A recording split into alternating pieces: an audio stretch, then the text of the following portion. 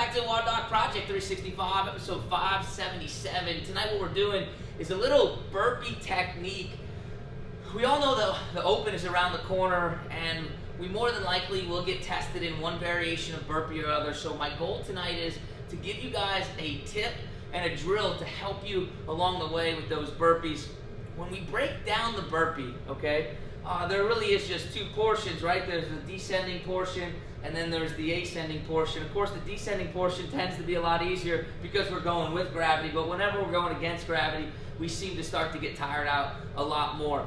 If we break down the ascending portion, we have to go from a push-up position, basically, all right, replacing our feet to a standing position, and then a jump.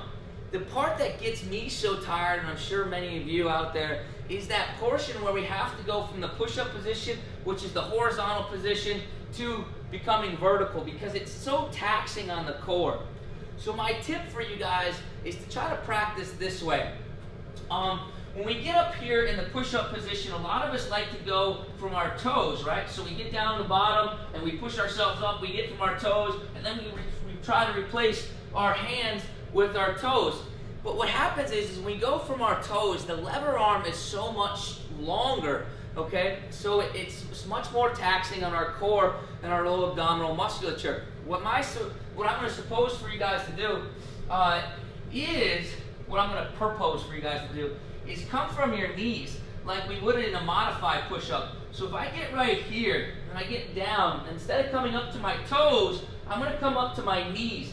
And then from right there, I'm going to try to replace my knees with my toes with a violent hip closure. So it looks like this. If I come up, boom, right? So what I'm doing is I'm really pushing off my knees, right? I'm getting this violent hip closure, and then I'm going to pop myself up from here, get to here, pop myself up, boom, and then push from right there.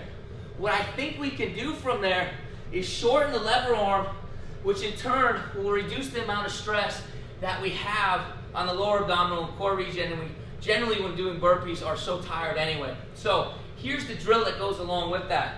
We're going to do these push-up pike drills, where all we're going to do is start in a push-up position, come down to the bottom, come up onto our knees, pike, and then come back down. Bottom of the push-up position, push up, pike, and come back down. Bottom of the push-up position, push up, pike, and come back down, okay? So what we're thinking about is pressing, getting the pressure onto our knees, and boom, violent hip closure, which pops our butt up into the air.